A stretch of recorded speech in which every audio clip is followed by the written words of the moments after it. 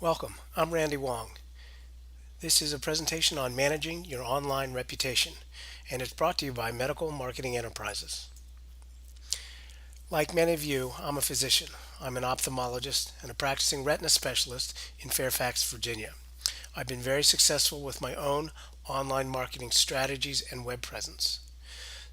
Several years ago, we founded Medical Marketing Enterprises to teach physicians and other professionals how to improve their website rankings, to gain exposure on the internet, and to help them understand how SEO, or search engine optimization, and social media play a major role in getting your website to rank.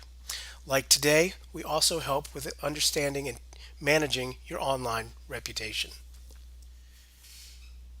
The first thing I need to stress is that regardless of your ability to understand social media and how the internet works, you have an online reputation.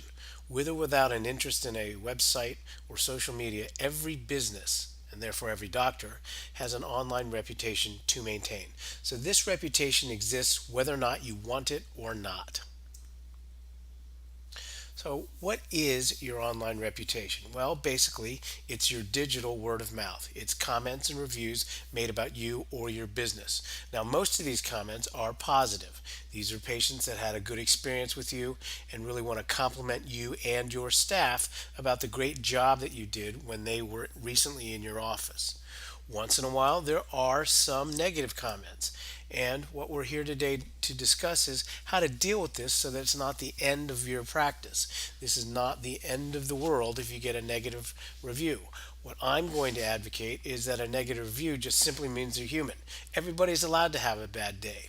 We're also going to take negative reviews and let this and allow you to create an opportunity for you to show other patients what a great doctor and what a great business you have and you run. So today, during this short presentation, we want to go over how to monitor the internet, and how to do this without additional work. So we're going to be able to automate the process of managing or monitoring your entire online reputation. We're going to be looking for both positive and negative comments or reviews. This is not about just looking for the bad eggs. We want to thank the greater than 90% of patients that have taken the time to say something good about you. And we'll talk about how to respond safely. The first thing to address is why respond at all? Well, someone has taken the time to make a comment or a suggestion about your practice. So we, as business owners, want to say thank you. We want to acknowledge the writer. Thank you for taking the time to say something about us. By doing so, we're also demonstrating a willingness for us to engage our demographic, our patients, on a medium that they prefer, whether it's a website or social media. We are saying, okay, I understand this is how you prefer to engage. I'm here to respond to that. At the same time, you have this ability to demonstrate both personal transparency, if you wish, what kind of person you are, but more importantly, a you can establish that your business is choosing to be transparent as well. And that's very important. And what I mean by business transparency is you're saying that it, you're saying publicly that certain things matter to your business. If a patient is commenting about wait times, your responding says that you care about wait times. If a patient responds positively that your doctors have a nice bedside manner, you're saying as a business, we care about how our doctors treat patients. If your staff is being complimented and you respond, you're also saying that we care about our customer service. Overall, the act of responding shows that you are interested and, more importantly, that you care. So the first thing we need to do is talk about how to monitor the internet so you can find the reviews about you. Remember, again, both positive and negative. There are two types of reviews: on-page reviews and off-page reviews. On-page reviews are basically your own website, maybe Facebook, maybe LinkedIn if you have it. Off page reviews are much more numerous, and this is where the bulk of your online reputation lies or resides. Off page sources include review sites, local business directory sites, or business aggregators. Uh, Facebook, Yelp, Google Plus, Angie's List are very famous business aggregators. They collect information about your business, like name, address, phone number, contact information, from sources on the public domain. It may be a membership or a medical society that you belong to that shares their membership list with any one of these aggregators. More local examples would be the Better Business Bureau, Consumer Reports. In the Washington, D.C. area where I live, we've got Washington Checkbook. The point is that there's lots of these sites that accumulate or aggregate random information about you, right or wrong, and will be listing it or have already listed it on their website in their attempt to provide the most comprehensive business listing that they can create. On page reviews, these are just simply just testimonials or comments left on your own website. I run a blog, retinaeyedoctor.com. I invite comments about all the articles I write, so on and so forth. I publish them and then I respond to them. I have control over my own website. If someone were to leave a bad or negative review or comment on my website, I would have the ability of editing it or choosing not to publish it.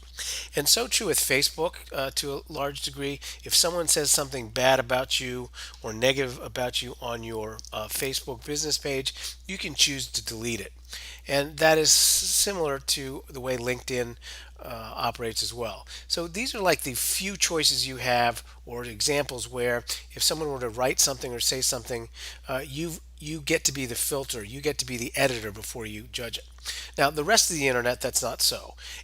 With the rest of the sites that we're talking about tonight, you have absolutely no control.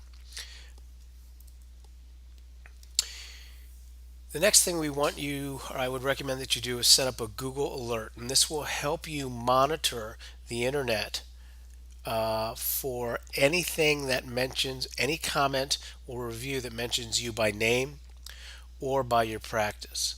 Setting up a Google alert is free. And then Google will email you the alert anytime you're mentioned anywhere on the internet.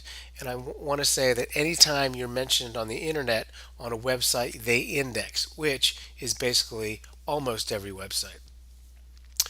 You may choose to open a Google Plus account because Google claims that they will publish all reviews they find about you on Google Plus. So it is one source or one-stop shopping, if you will, if people are looking for reviews about you or your company. So setting up a Google Plus account is free.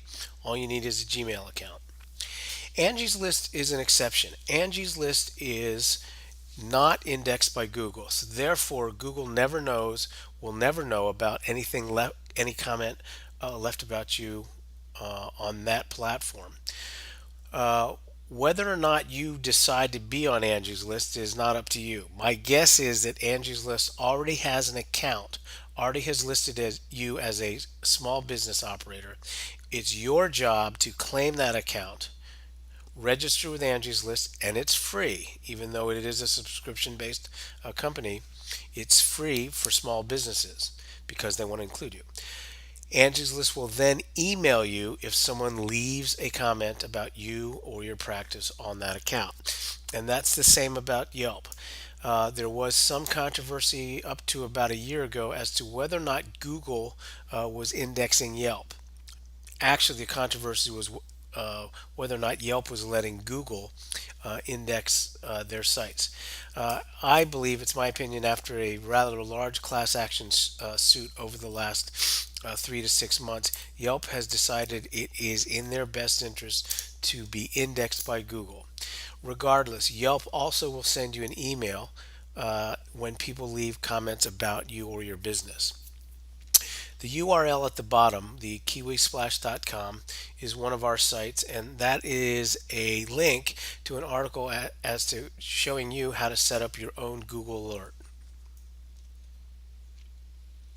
Again, a second word reminder about Angie's List is that though it is subscription based, you are likely to have an account on that platform.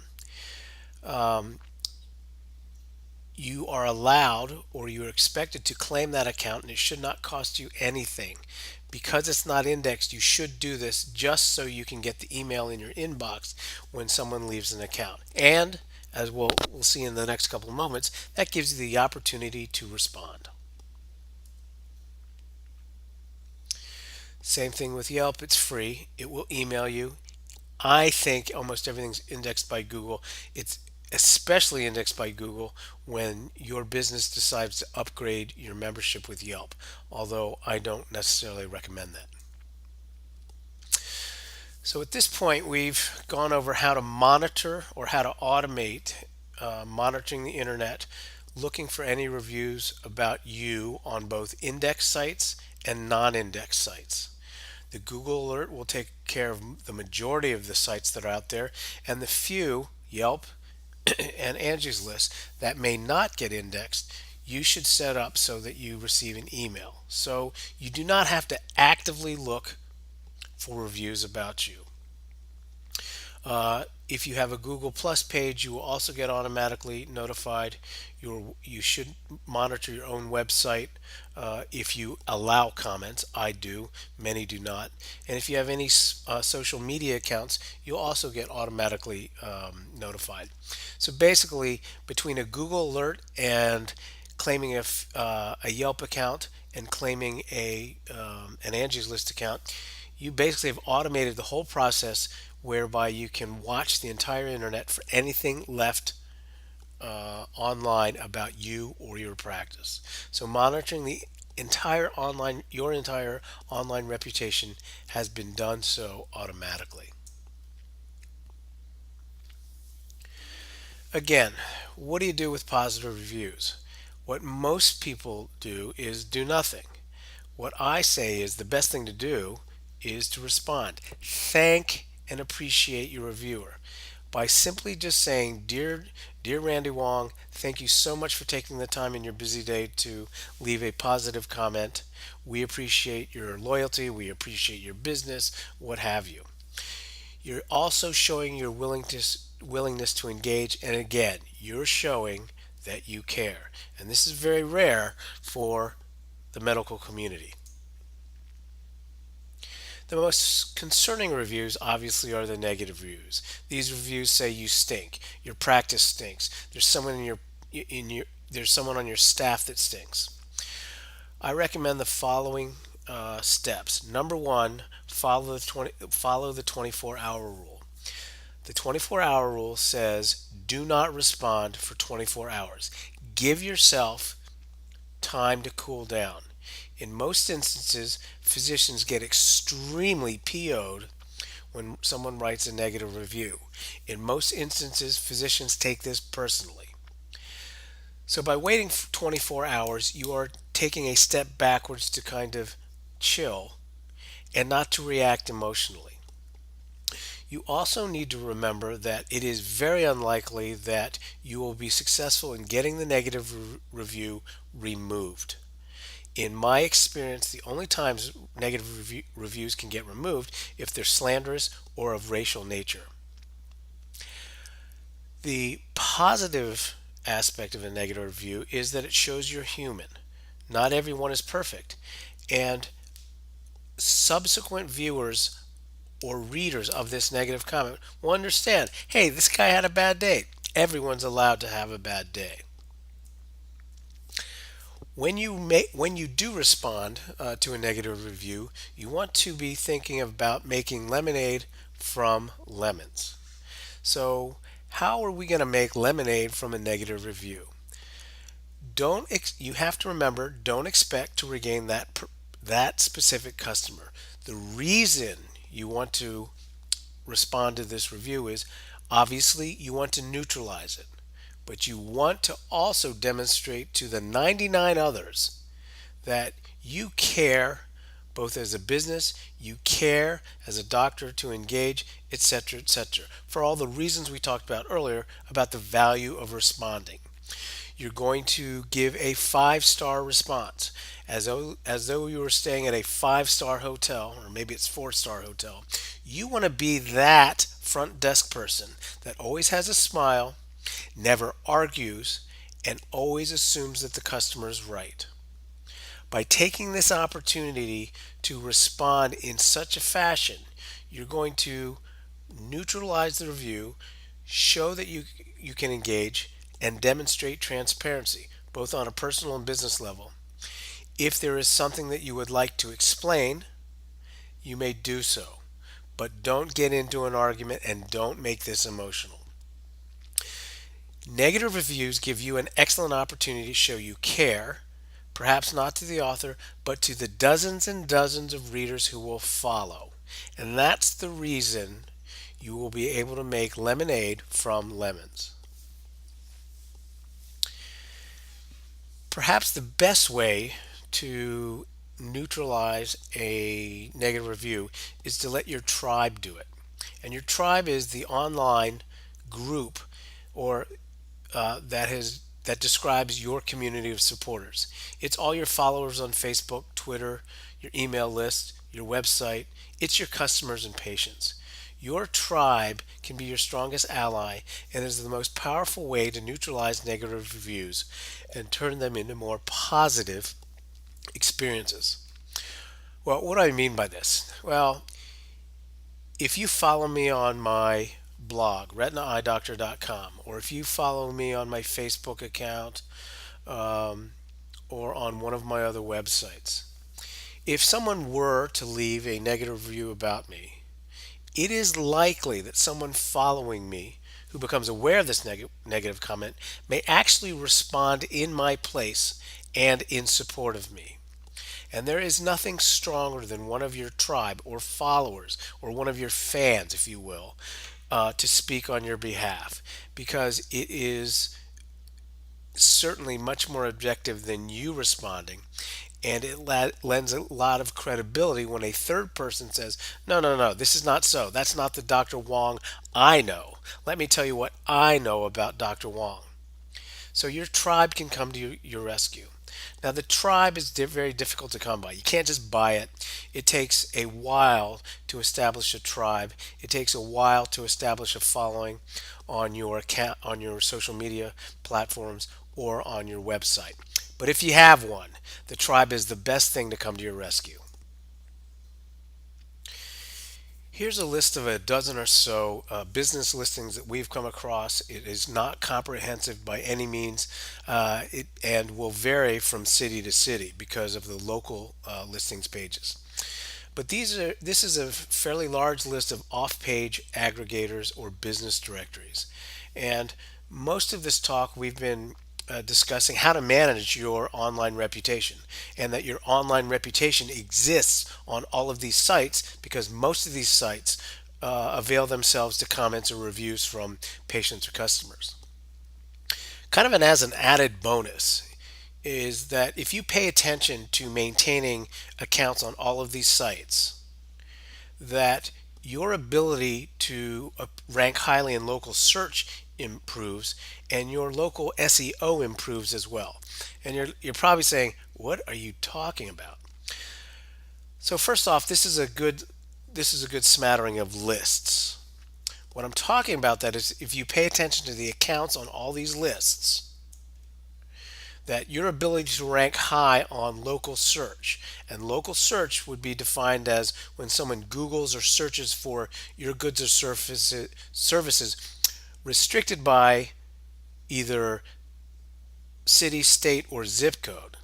So for me, for this example, I Googled retina specialists because I'm a retina specialist in 22031. That's my zip code.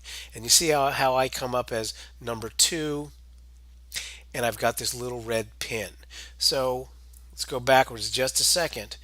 The reason I'm able to do that is because, or one of the reasons, I'm very consistent in maintaining my accounts on many of these aggregator sites. So there is a relationship between your activity between the aggregator sites and your ability to rank highly on this local search. Now you're thinking, how am I going to maintain so many sites? Well, you don't really have to. All you need to do for most of these sites is to claim accounts or create accounts and make sure that these so-called off-page accounts have the same name, address, and phone number of your business. You want the name spelled exactly the same way every time. You want your address to either use or not use abbreviations, but choose to be uberly consistent in every case. For instance, use street or st period. Don't go back and forth, because this will actually confuse Google into the fact that this may be two different businesses. What you also want to do is make sure, excuse me, what you also want to do is to make sure that you've got a link from all these websites or your accounts to your own website. So if there's 30 aggregators out there and you have a link from 30 aggregators to your home web page, that's going to improve your ability to rise highly with local search, and that's the definition of your local SEO. Well, this concludes our presentation on managing your online reputation. Thanks very much for watching. I hope this was helpful in your understanding on how your online reputation is managed. I'm Randy Wong. Please feel free to call or email me if you have any questions. See you again soon.